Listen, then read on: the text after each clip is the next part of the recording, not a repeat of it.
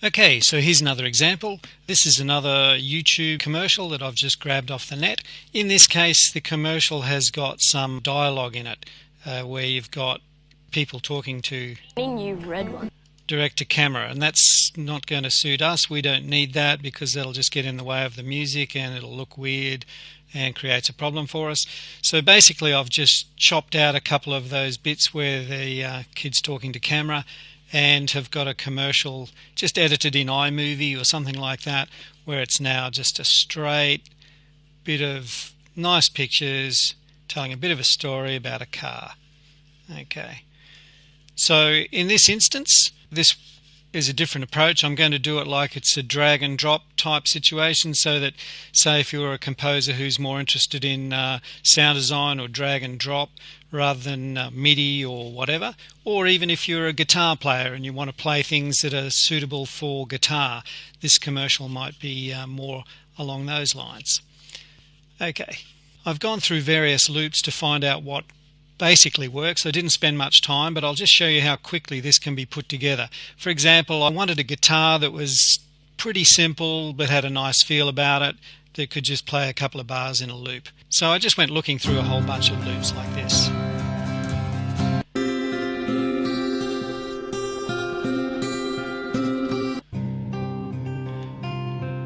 And I eventually settled on this guy here.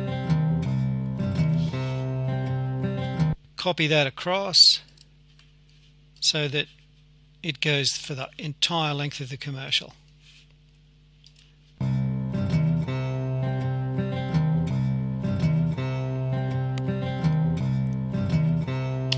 Okay, and then I thought I'd look for a plain acoustic drum kit loop that works well with this, just a bit of kick and a bit of hats.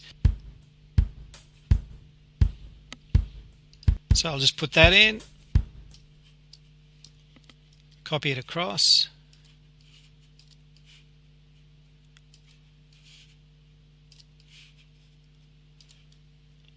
except I'll have it stopping where the car stops, so we'll lose these last couple.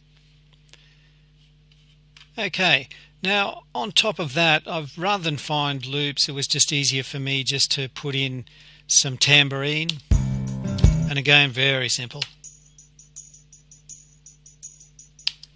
sounding like that. And again, I've got that going right through to the logo.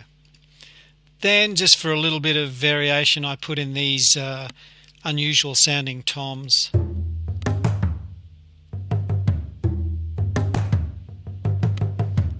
So this is what it's looking like for now.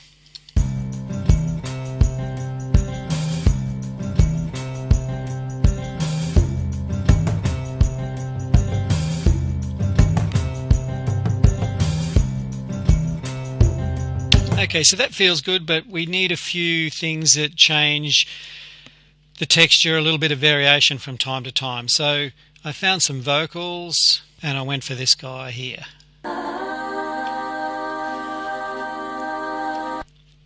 And I popped it in somewhere, not sure where. Let's try it there.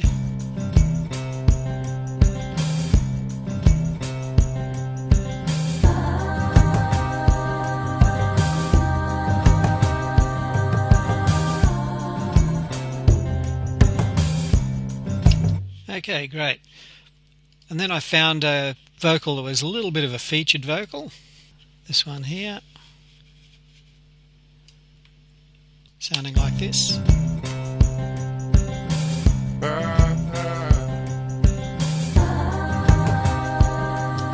And then another version of Clyde doing something else. This one's in a different key so that it actually ends up sounding interesting when you listen to it. So it sounds like this.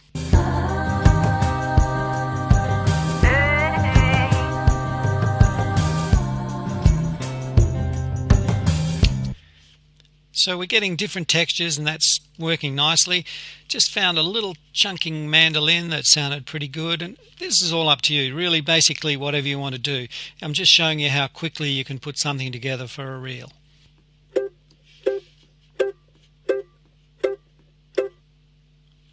Let's try it about there.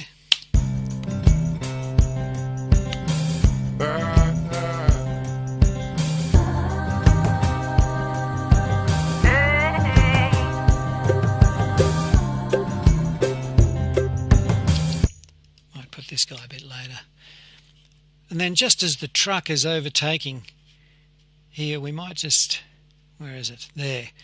Just gone for something that's a little bit chunky, this classic rock organ. This guy. So just as the truck's going past.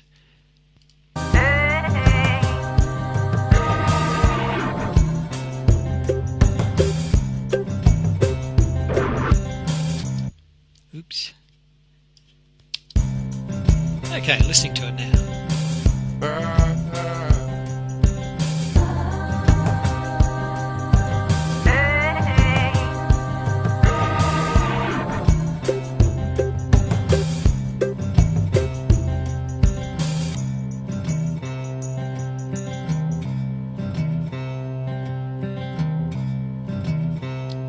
Okay, I've got the fade in a bit late.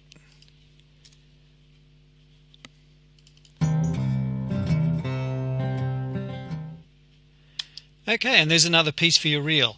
So whether you're using drag and drop kind of things, or whether you're actually a guitar player putting those in, or whatever, no matter what your instrumentation, if you're a vocalist and you put in the vocal textures and then you put in a few loops around it, however you want to work it, it's pretty easy to put good things together for your reel. Now, having said that, just you have to make sure that if you do use existing loops, that if they feature heavily, they may appear in other commercials. So you've got to be really careful what your choice of loops is, what your choice of material is. Try to change it, try to disguise it, try to make it your own, create your own loops. If you're doing commercials for big agencies, they won't want to hear their predominant loops appearing in other commercials. So you've got to be really careful. So I'm not recommending the drag and drop thing. I'm not saying this is how you should do work. In fact, it's a little bit dangerous if you're using quite popular source material. But this is to show you how quickly you can put together things for your reel. And it's up to you whether you choose to have a reel that's of different styles, so that, for example, we did the one before that was piano and keyboards. This is very guitar and drums, very acoustic.